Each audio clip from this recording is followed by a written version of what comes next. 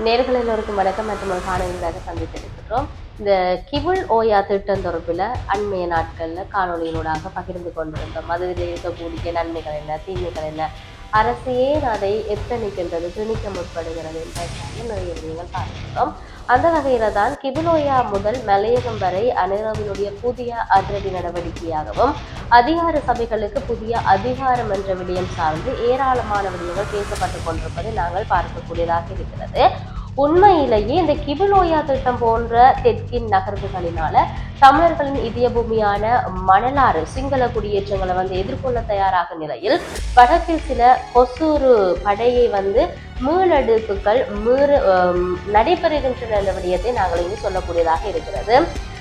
சுழிபுரத்தில் இருந்த இராணுவ முகாம் கடந்த சில தினங்களுக்கு முன்னர் அகற்றப்பட்டு அங்கிருந்த இராணுவத்தினர் சங்கானையில் இருக்கக்கூடிய இராணுவ முகாம்களுக்கு மாற்றப்பட்ட நிலையில இன்றைய தினம் பண்டத்தரப்புல இருந்த இராணுவ முகாம் அகற்றப்பட்டு அங்கிருந்த படையினர் அராலி இராணுவ முகாமுக்கு மாற்றப்பட்டிருக்கின்றார்கள்.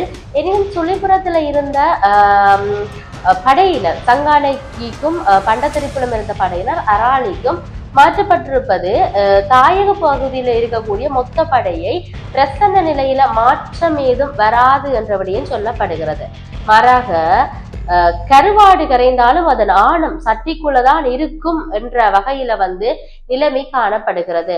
அகற்றுகிறோம் என்ற ஒரு விடயம் சொல்லப்பட்டிருக்கிறது. ஆனால் அவர்கள் முற்று முழுதாக வடக்கை விட்டு வெளியேறவில்லை.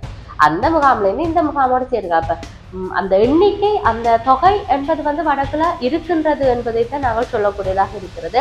இதனால சுழிபுரம் மற்றும் பண்டத்தரைப்பு மினி முகாம்கள் மூடப்பட்டாலும் வடக்குல குடிமக்களும் ஒரு படை உறுப்பினர் என்ற விகிதத்துல ஸ்ரீலங்கா படைத்துறையினுடைய 25% வடக்கில் நிலைநிறுத்தப்பட்டிருப்பதையும் அந்த பின்னணி மாறாத விடயங்களையும் நாங்கள் பார்க்கக்கூடியதாக இருக்கிறது. ஆகவே கிபுல் ஓயா திட்டம் மற்றும் அதன் நகர்வுகள் மகாவலி அதிகார சபையை எதிர்க்கும் தமிழர்களுக்கும் அனுரவோடு ஒரு மறைமுக செய்தியை ஒரே கல்ல 2 மாங்காய்களாக வழங்கிய நிலையில இந்த விடயங்களை பற்றி நாங்கள் பேசிக் கொண்டிருக்கின்றதை நாங்கள் தற்பொழுது பார்த்து கொண்டிருக்கின்றோம். ஆகவே கிபுல் ஓயா என்ற ஒரு விடயம் மிகப்பெரிய பேசுபொருளை உண்டு பண்ணியிருந்தது. வடக்கில் இருக்கக்கூடிய பல இடங்கள் அற்றுப்போகக்கூடிய நிலைமை காணப்படும். அனுரவினுடைய தாக்கம் ஆதிக்கம் என்று சொல்வாக்கு செலுத்தம் சிங்கள குடியேற்றங்களுடைய மீட்சி, அதாவது அவர்களுடைய குடியேற்றம் இல்லாட்டி மீண்டும் அவர்கள் உயிர் தழுகின்ற தன்மைகள் எல்லாம் அதிகரிக்கும் என்றபடியும் சொல்லி இருந்தார்கள். இந்த பின்னணியெல்லாம் கிபுலோயா திட்டத்துக்கு எதிராக மாபெரும் போராட்டம் இடம்பெறும் என்ற விடயத்தை சுரேஷ் பிரேமச்சந்திரன் அழைப்பு விடுத்திருப்பதை பார்க்கின்றோம். கிபுலோயா திட்டத்துக்கு எதிராக நடைபெற இருக்கின்ற போராட்டத்துல ஜனநாயக தமிழ் தேசிய கூட்டணியுடன் ஈழமக்கள் புரட்சிகர விடுதலை முன்னணியும் கலந்து கொள்ள வேண்டும் என்ற தீர்மானம் எடுக்கப்பட்டிருப்பதாகவும் ஈழமக்கள் புரட்சிகர விடுதலை முன்னணி கட்சியினுடைய தலைவர் சுரேஷ் பிரேமச்சந்திரன் ஊடக சந்திப்பினூடாக சொல்லியிருப்பதை நாங்கள் பார்க்கின்றோம். இலங்கை அரசாங்கம் மாகாண சபை தேர்தல் தொடர்பாக நாடாளுமன்ற தெரிவுக்குழு அமைந்திருப்பதனால மாகாண சபை தேர்தல்கள் பல வருடங்கள் தள்ளி போயிருக்கலாம் என்ற கருத்துக்கள் முன்வைக்கப்படுகின்றன.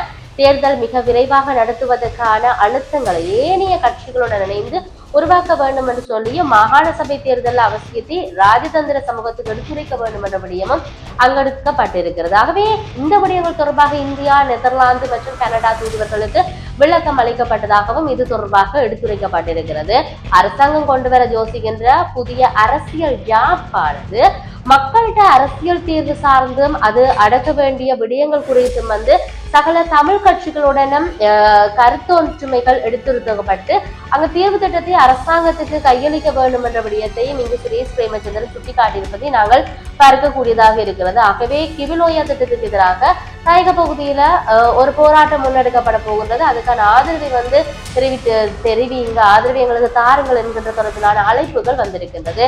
எது எப்படி இருந்தாலும் நான் அண்மைய நாட்கள் இந்த காணொலியில் சொல்லியிருந்ததான் கிபுலோயா திட்டத்தினோடாக இருக்கக்கூடிய தமிழ் தாயக பகுதியில் இருக்கக்கூடிய பல இடங்கள் சிங்கள குடியேற்றங்களாக மாறி வருகின்றது என்பதை அதுக்கு உதாரணமாக நிறைய இடத்தை சொல்லியிருந்தோம். அதில் ஒன்றுதான் இந்த மணலாறு என்கின்ற விடயம் என்பதையும் இந்த இடத்தில் ஞாபகப்படுத்திக் கொண்டு அண்ணனுடைய ஆட்சியில தாயக பகுதியில மீண்டும் சிங்கள குடியேற்றமா இல்லாட்டி சிங்களவர்களுடைய ஆட்சியா சிங்களமயப்படுத்தல் பௌத்தமயமாக்கல் என்பது அதிகரித்துக் கொண்டது. இவற்றுக்கெல்லாம் அரசு என்ன முடிவெடுக்க போகின்றது, அவர்கள் கொடுத்த வாக்குறுதிகளை நிறைவேற்றுவார்களா இல்லையா, இப்படியே தொடர்ந்து சிங்கள குடியேற்றம் பௌத்தமயமாக்கல் என்பது அதிகரிக்குமா இல்லையா என்பதை நாங்கள் பொறுத்திருந்து பார்க்க வேண்டிய தேவை இருக்கிறது.